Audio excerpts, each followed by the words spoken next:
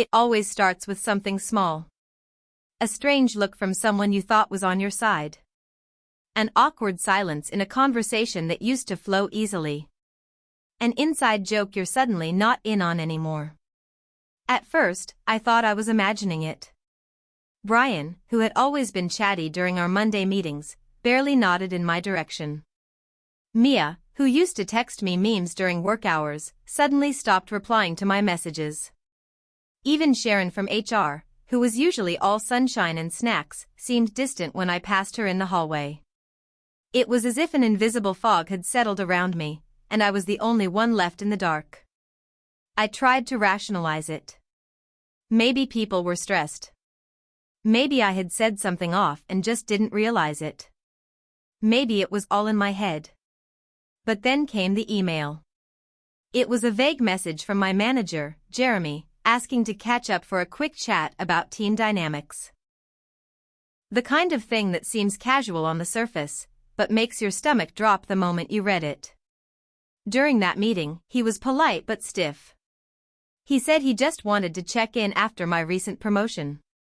He asked if I was adjusting well, and if I'd noticed any tension with the team. Tension? I hadn't felt anything except the cold shoulder I was getting from nearly everyone. That's when I knew. Something was being said about me. Something bad. And not just whispered behind closed doors, this was reaching management. I didn't have to be a genius to figure out who was behind it. Angela. She and I had started at the company within weeks of each other. Back then, we were friendly, maybe not best friends, but we had lunch together sometimes, traded stories about terrible dates and annoying clients. She was always polished, always prepared, always smiling. And beneath that perfect surface was a quiet hunger. Angela needed to be the best in the room, the most admired, the most talked about. We had both applied for the same senior position last month. I got it. She didn't. That's when the change happened. At first, she congratulated me, hugged me, even in front of the whole team. She told everyone how proud she was of me, how I totally deserved it.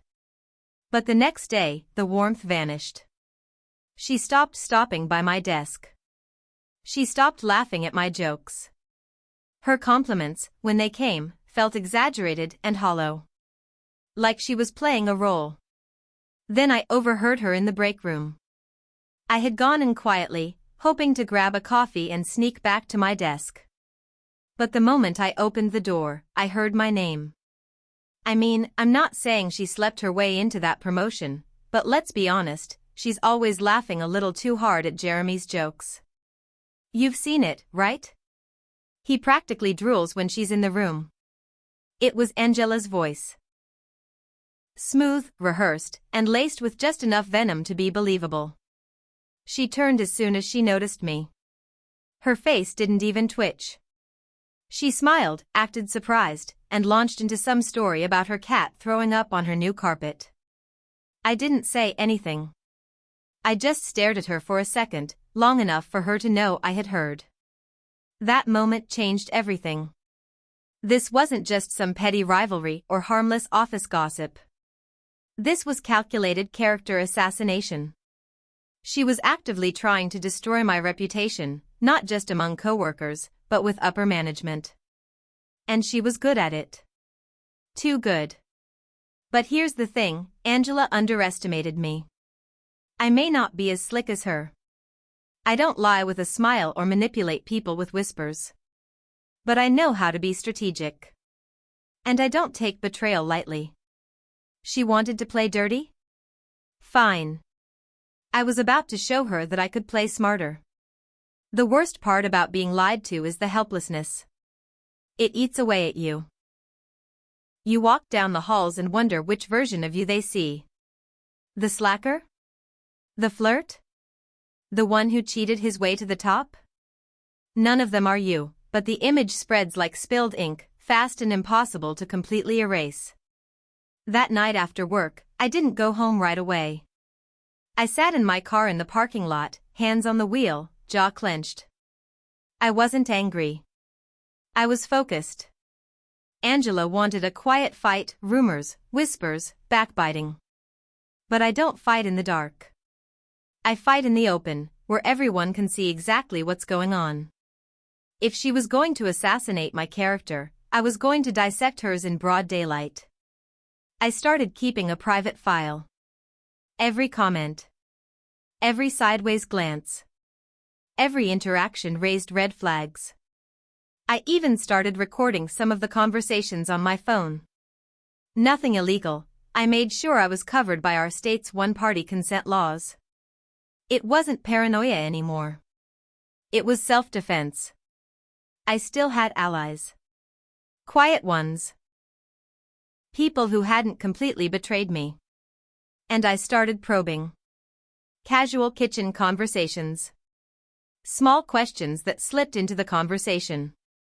So, I've heard some weird rumors about me and Jeremy, have you heard them too? Most people would look away, mumble something sheepish. But a few admitted it. One even apologized. Of course I don't believe it, Lexi from finance said, shifting guiltily. But Angela implies. Bingo. I needed proof. Not just suspicion, not just hurt feelings. I needed her to incriminate herself. To show people who she really was, without the mask. So I created a fake scenario. I sent a message to a colleague on Teams, someone I knew Angela gossiped about. The message seemed harmless, but I worded it carefully. To be honest, I'm starting to think Angela feels a little threatened. I don't want to believe she's the one spreading all this, but... And then I waited. Within 48 hours, the message, almost word for word, came back to me through someone else. But here's the twist, Angela added to it. She's accusing me now? I heard her say in the waiting room, loud enough for the two interns to hear. This is classic shadowing. I mean, I don't want to start anything, but wasn't she crying in Jeremy's office last week? That's unprofessional. That's manipulation. I wasn't even in the building that day. I was out sick, and I had the time-stamped emails to prove it. Now I had something better than whispers, I had contradictions. Lies that could be cross-referenced. I started stringing them together like beads, organizing them by date, by content, by who she told, and how it came back. A map of deception. And then, luck struck. During a team meeting on Friday, Angela made her biggest mistake. She tried to call me out in front of Jeremy. We were reviewing a draft of a presentation, and Angela raised her hand. Hey, not to nitpick, she said, sweetly, but this graphic style seems very similar to the one I submitted for my presentation last quarter. I was just wondering if we're crossing some originality lines. She was accusing me of copying her work. In front of everyone. The room fell into a heavy silence. All eyes turned to me. I smiled.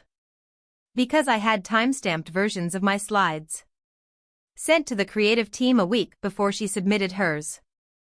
Emailed receipts. Signed creative briefs from our manager. Timed revisions.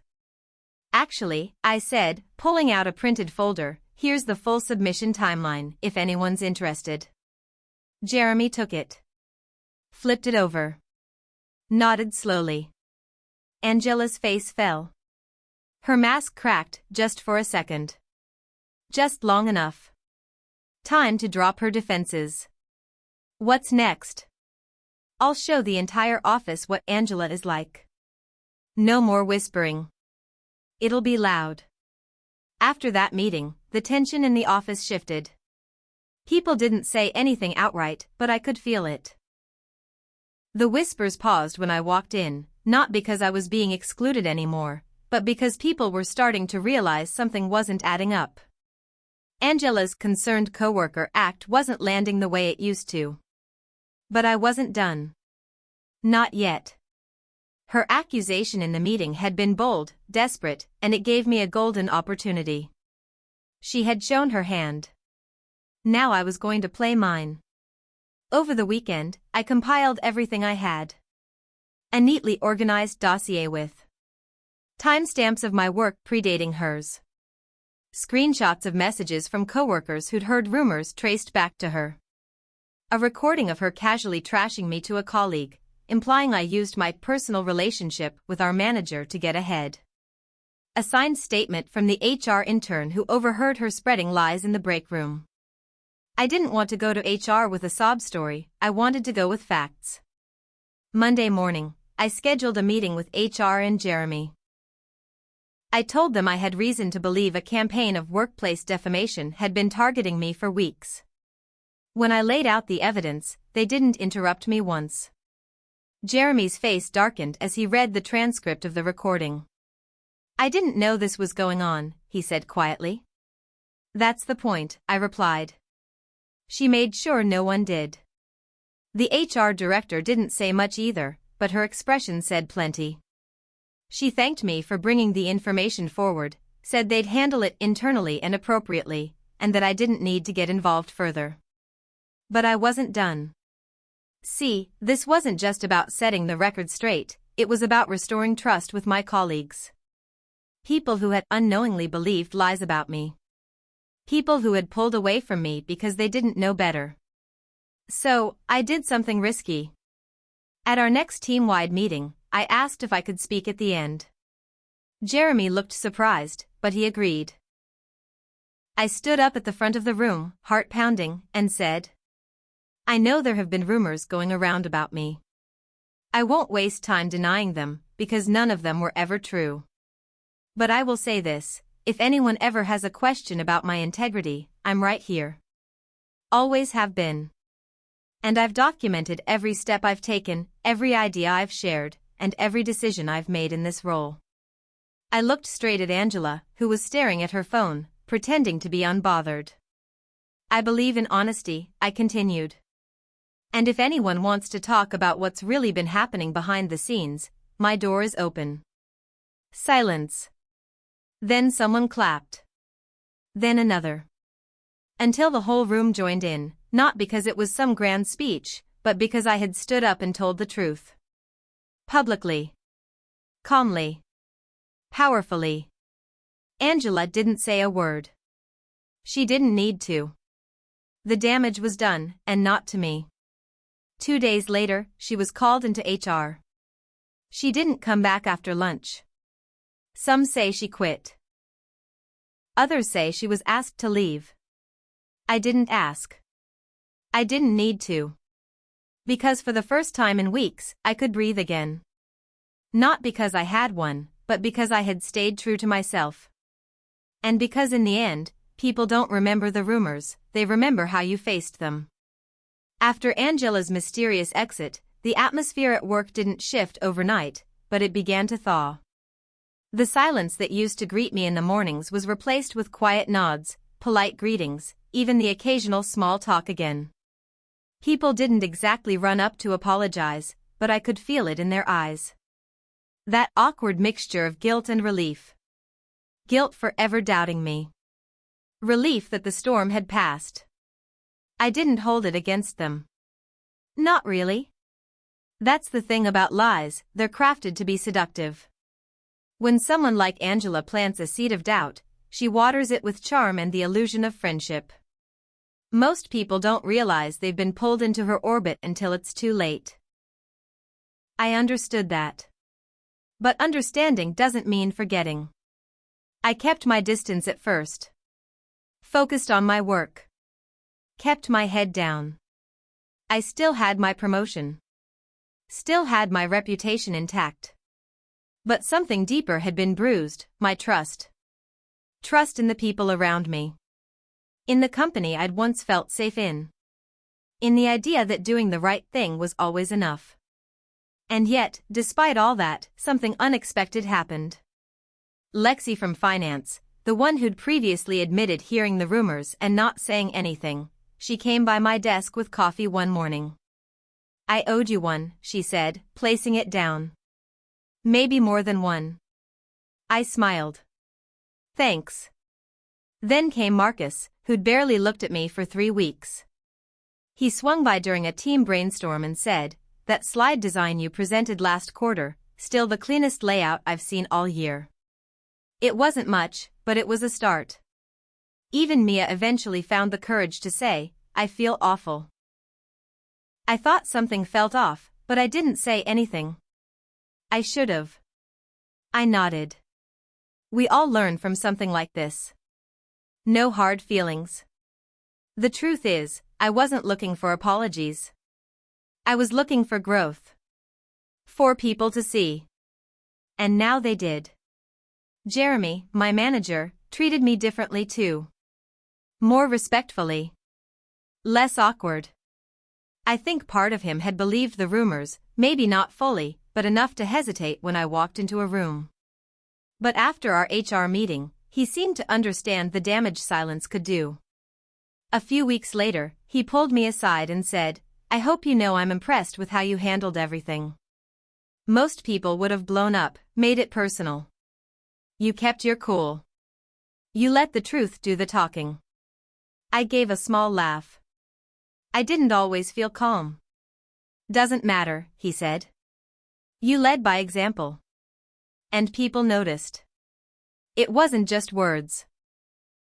When our department was asked to nominate a lead for a new company-wide initiative, Jeremy put my name forward without hesitation. I would be working directly with upper-level executives across different branches, on a project with visibility and weight. It was the opportunity of a lifetime.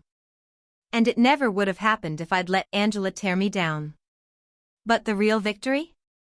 It wasn't the job. Or the cleared name.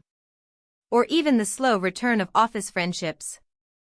It was the message that spread quietly after she left. Don't mess with people who keep receipts. And more importantly, don't mistake kindness for weakness. Because I was kind. I always had been. But now they knew, I wasn't someone to be stepped on. Not anymore. Months passed.